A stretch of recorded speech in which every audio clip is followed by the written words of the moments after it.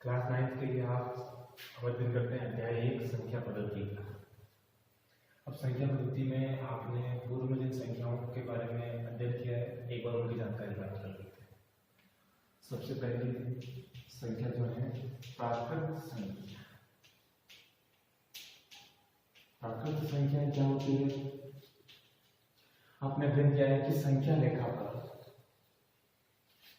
जब संख्या रेखा पर अंक 1 से प्रारंभ होकर वह कहां तक चले? अनंत तक।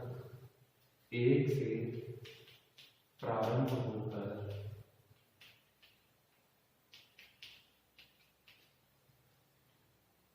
अनंत तक,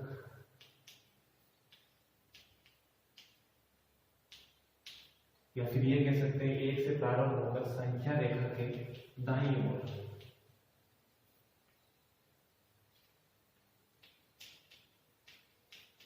संख्या रेखा के दाईं ओर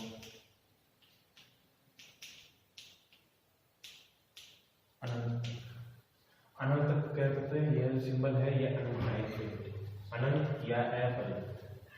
अब इसके बाद हम दूसरी संख्या का अध्ययन करते हैं, वह है पूर्ण संख्याएं। पूर्ण संख्याएं क्या होती है? वह संख्याएं जो शून्य से प्रारंभ होकर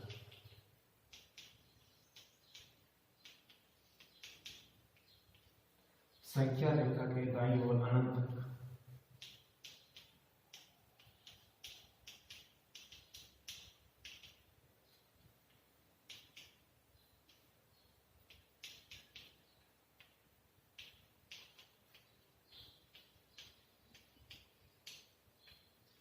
अनंत तक चले। मतलब कि यहाँ प्राकृत संख्याएं 1 से प्रारंभ होती और पूर्ण संख्याएं शून्य से प्रारंभ होती। तो हम यह भी कह सकते हैं कि सभी प्राकृत संख्याएं पूर्ण संख्याएं होती है, लेकिन सभी पूर्ण संख्याएं प्राकृत नहीं होती। क्यों? क्योंकि पूर्ण संख्या में 0 से प्रारंभ होता है। यहाँ एक कथन और कह सकते हैं कि 0 को छोड़कर सभी पूर्ण संख्याएं प्राकृत होती है। उस समय यह कथन सत्य हो जाता है। अब इसके पश्चात आपने पूर्व की कक्षा में अध्ययन किया था पूर्णांक संख्याओं के बारे में। पूर्णांक संख्याएं क्या होती है? संख्या रेखा पर यानी ऐसी जो पूर्ण संख्याएं हैं वह धनात्मक व ऋणात्मक दोनों संख्याओं को जब शामिल किया जाता है संख्या रेखा पर, जब पूर्ण संख्या को धनात्मक व ऋणात्मक को शामिल किया जाता है तो धनात्मक जो है वह दाईं ओर चलती है अनंत तक और ऋणात्मक संख्या चलती है बाईं ओर। यह सभी संख्याएं पूर्ण संख्याएं कहलाती हैं। अब इसके लिए हम कथन कह सकते हैं कि सारी प्राकृत संख्याएं पूर्ण संख्याएं होती है, सारी पूर्ण संख्याएं पूर्णांक होती है, लेकिन सारी पूर्णांक संख्याएं पूर्ण व प्राकृत कभी नहीं हो सकती। अब इसके पश्चात हमारे जो अभी इस प्रश्नावली में जो मुख्य बिंदु है वह है परिमेय संख्या, जो आपने पहले भिन्न के रूप में पढ़ा था। आप कहते हैं अंश बटा हर, वह यही है परिमेय संख्या। परिमेय संख्याएं क्या होती है? ऐसी संख्याएं जिन्हें आप p बटा q के रूप में लिख सके और q नॉट इक्वल 0, मतलब कि हर कभी भी शून्य नहीं होना चाहिए। ऐसा क्यों? यदि हर शून्य हो गया, देख लीजिए कभी भी शून्य हो जाता है तो उसकी जो वैल्यू है वह आपकी इन्फिनिटी, अपरिमित या अनंत, जो परिभाषित नहीं है। तो q की वैल्यू 0 नहीं हो सकती। साथ में एक बात यह भी ऐड कर लीजिए, p व q दो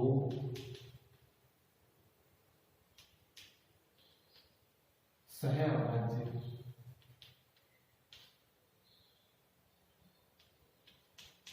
संख्या होती है। यहाँ पर p व q दोनों क्या होती है? सहअभाज्य संख्या। अब आप कहेंगे कि सहअभाज्य संख्याएं ये क्या होती है? नाम पहली बार सुनने को मिलेगा, इन्हें कहते हैं को-प्राइम नंबर। अब सह अभाज्य संख्याएं, उससे पहले हम दो परिभाषा के बारे में देख लेते हैं।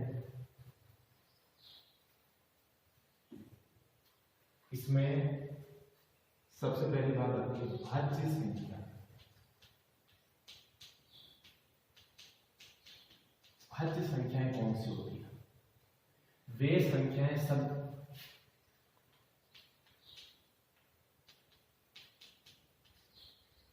वे संख्याएं जो एक एवं स्वयं के अतिरिक्त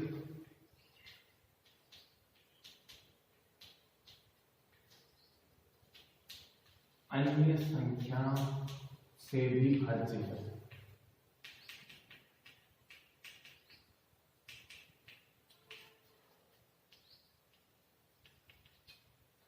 कहने का तात्पर्य वे संख्याएं जो एक एवं स्वयं के अलावा अन्य संख्याओं से भाज्य हो। फॉर एग्जाम्पल मैंने कहा 4,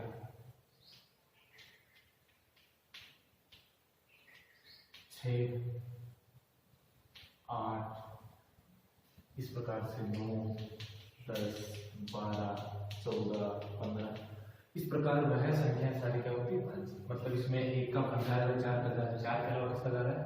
2 का भाग भी जा रहा है। तो 2 क्या है? अन्य संख्या, यानी 1 और 4 के अलावा अन्य संख्याओं का भाग, तो वह संख्या कहलाती है भाज्य। अब इसमें एक और बात आती है अभाज्य संख्याएं।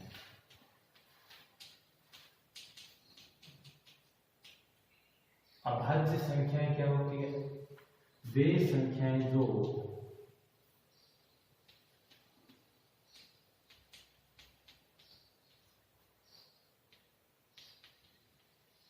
एक एवं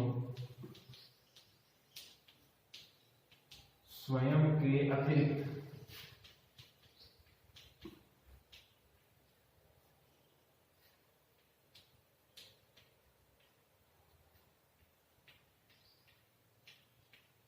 अन्य संख्याओं से भाज्य नहीं हो।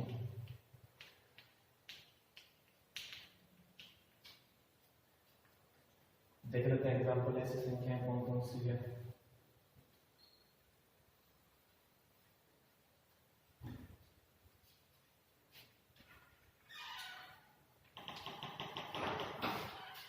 दो, 3, 5, 7, 11, 13, 17, मतलब जिनमें एक व उस स्वयं के अलावा, जैसे कि 2 है, 2 में 2 का भाग जाता है और 1 अन्य की संख्या का भाग नहीं जाता है।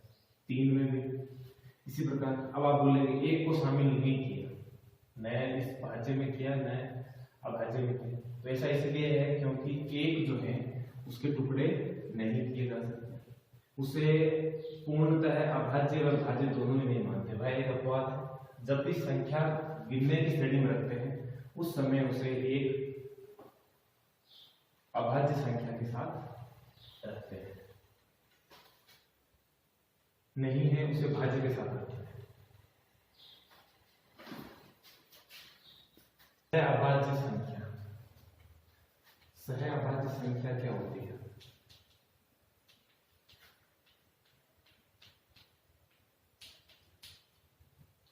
इसमें यह कह सकते हैं ऐसी संख्याएं 2 या 2 से अधिक, 2 या 2 से अधिक ऐसी संख्याएं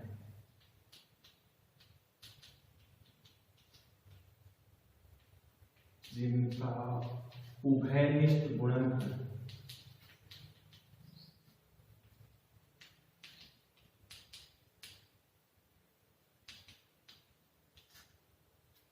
केवल 1 हो,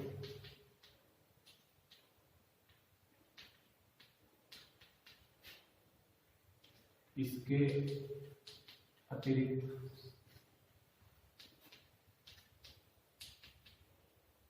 अन्य कोई संख्या न हो।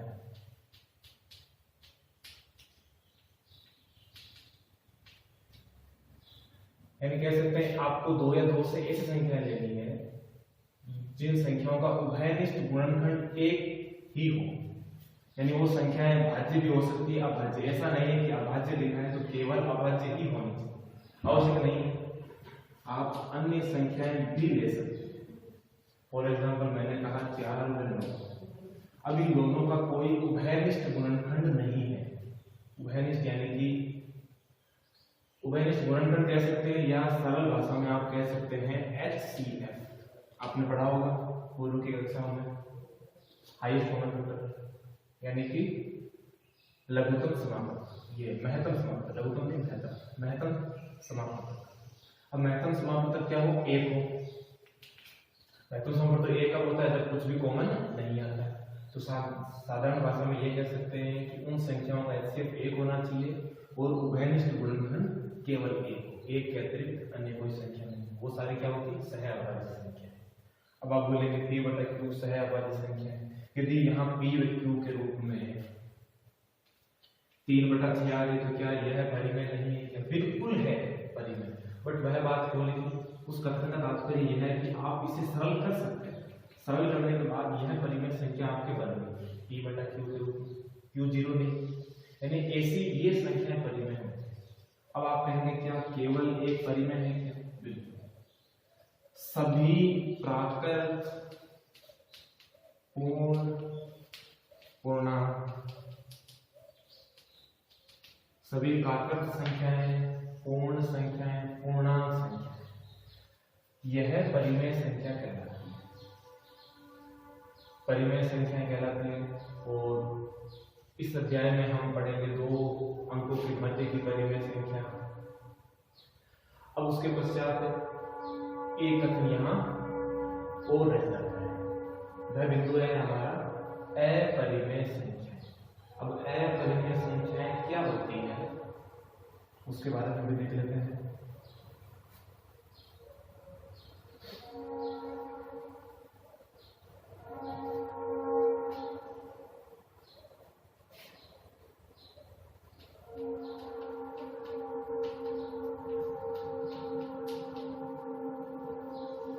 अभी हमने यह जो संख्या रेखा देखी, इस संख्या रेखा पर यहाँ शून्य आ गया, इधर माइनस वाली संख्या, इधर मान लीजिए बटा वाली कोई भी संख्या है। कोई भी 2 परिमेय संख्या होती है, उनके बीच में हमेशा अनंत परिमेय संख्या होती है। उनके मध्य कुछ ऐसी भी संख्या होगी, संख्या रेखा पर कुछ ऐसी भी संख्या हो सकती है जो कि क्या हो, वास्तविक हो और परिमेय नहीं हो। वास्तविक हो, परिमेय नहीं हो, कहने का तात्पर्य यानी कि संख्या रेखा पर तो संख्या रेखा केवल हम किसके लिए दर्शाते हैं, वास्तविक संख्या के लिए, जो संख्या वास्तव में संभव है, या रियल नंबर, वास्तविक संख्या। और रियल नंबर कौन कौन से होते हैं हमने बड़ी, प्राकृत संख्याएं, पूर्ण संख्याएं, पूर्णांक संख्या, परिमेय संख्या। और अपरिमेय संख्या भी क्या होती है, वास्तविक संख्या। अब अपरिमेय संख्या के लिए हम क्या कह सकते हैं, अपरिमेय संख्या के लिए हम ये कह सकते हैं ऐसी संख्याएं जिन्हें हम P/Q के रूप में ना लिख सके।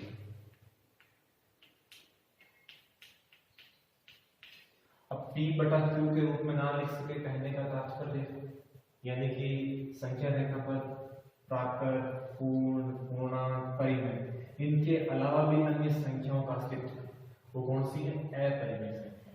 अब वो संख्या क्या होती है, कैसे संभव है? इसकी सरल से परिभाषा यह है कि वह सभी संख्याएं जो वर्गमूल के अंदर हो और क्या हो, पूर्ण संख्या नहीं हो, पूर्ण वर्ग नहीं हो। फॉर एग्जाम्पल √3, √5, √2, यह सभी संख्याएं इस प्रकार की, ये संख्याएं क्या होती है, अपरिमेय संख्या। क्यों? क्योंकि आप इन्हें P/Q के रूप में नहीं लिख सकते।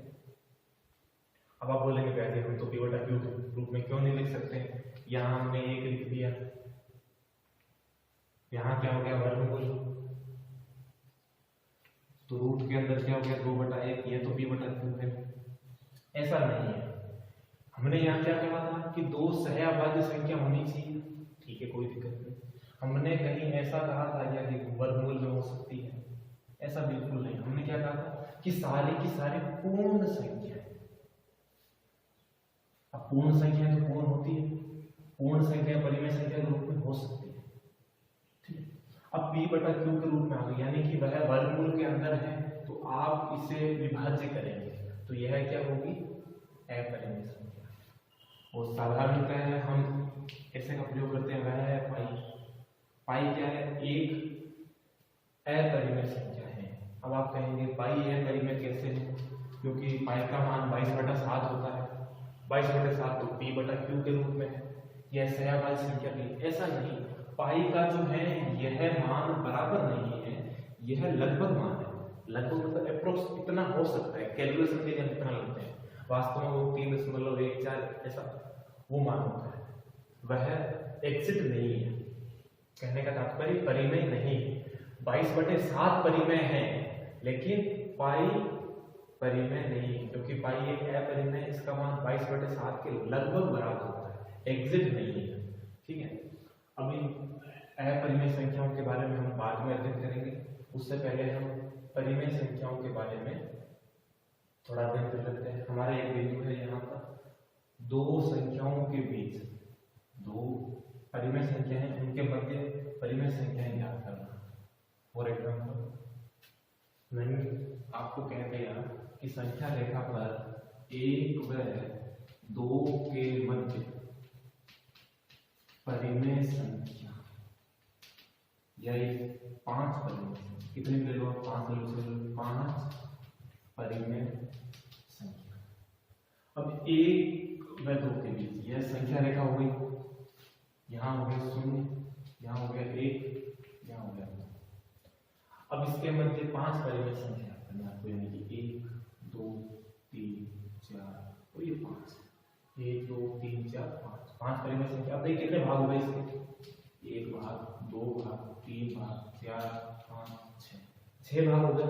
मतलब आपको 1 और 2 के बीच 6 भाग करना है, ठीक है। मैंने कहा 6/6 से गुणा कर दी, इसकी भी 6/6 से गुणा कर दी। कहने का तात्पर्य 1 को हम क्या ले सकते हैं? 6/6। मैंने कहा 2 को हम क्या ले सकते हैं? 2 × 6/6, तो ये हो गया 12/6। अभी देखिए 6/6 और 12/6, अब इसके बीच में आप 5 संख्या ले सकते हैं। ये वाली होगी 7/6, 8/6, 9/6, 10/6, 11/6, ये 5 परिमेय संख्या होंगी। इस प्रकार आप इनके मध्य अनंत परिमेय संख्या ज्ञात कर सकते हैं। दो संख्याओं के बीच आप अनंत परिमेय संख्याएं ज्ञात कर सकते हैं।